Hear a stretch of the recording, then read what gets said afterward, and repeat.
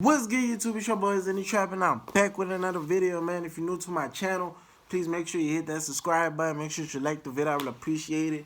Today we got the tragic fate of Nipsey Hussle killer. So without further ado, let's get straight to this video, man. Yeah.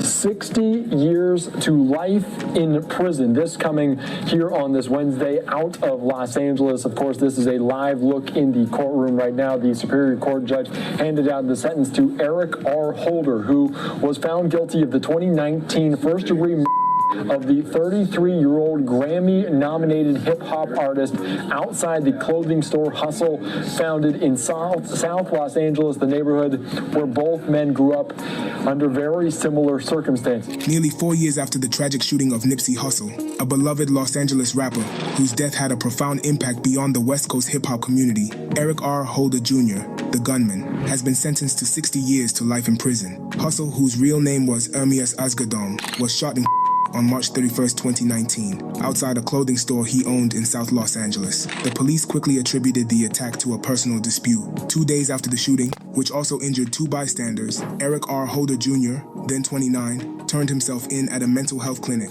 according to his lawyer. Holder was charged with first-degree attempted and possession of a firearm by a felon. He pleaded not guilty and was held on $6.5 million bail. At trial, Los Angeles County prosecutors contended that Eric R. Holder Jr. and Nipsey Hussle, 33, who were old acquaintances and members of the same street gang, had a chance encounter in a strip mall parking lot. During this encounter, Hussle mentioned rumors circulating in the neighborhood that Mr. Holder had cooperated with law enforcement. Minutes later, according to prosecutors and witnesses, Mr. Holder returned with two handguns and began firing repeatedly. We have identified the person believed to be responsible for this devastating crime.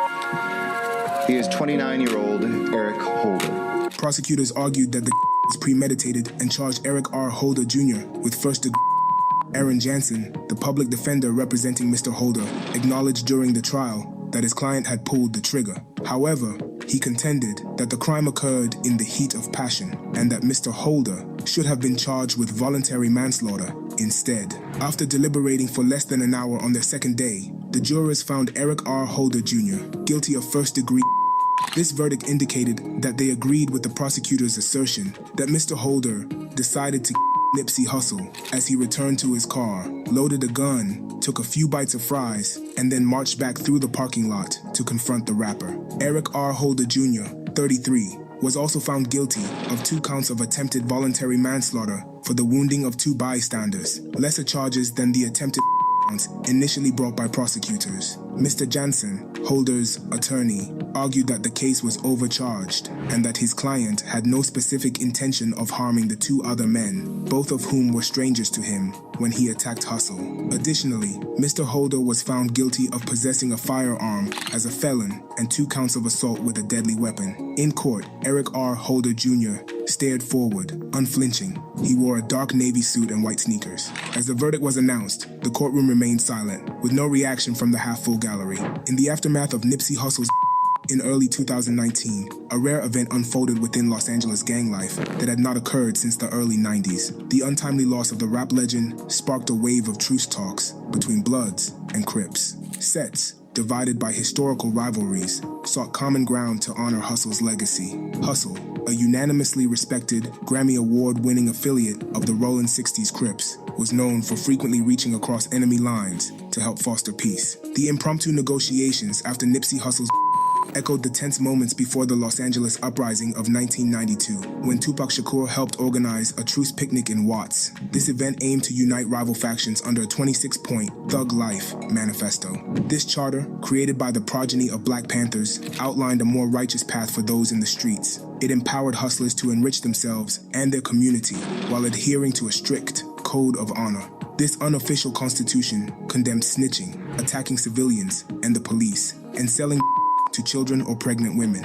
It advocated for a professional code of ethics to create a safer and more prosperous LA. Alongside the work of other neighborhood activists, this initiative was credited with helping to reduce violence between warring gangs over the following years. At the time of these negotiations, the late Hussle was just 6 years old, living roughly 8 miles away in South Los Angeles. He would be just over 27 years later, March 31st, 2019, in front of the strip mall that he owned at the intersection of Crenshaw and Slauson, the blocks that he made internationally renowned. In these intervening decades, the rapper born Ermias Joseph Asgadam would come the closest to realizing Tupac's unrealized vision for community upliftment and unity. As he declared on his song, Dedication, Hussle was the Tupac of his generation, and he will be honored with a star on the Hollywood Walk of Fame on August 15th. The rightful LA heir to the late great Machiavelli was a platinum-certified entrepreneur who espoused a buy-back-the-block philosophy to ward off gentrification.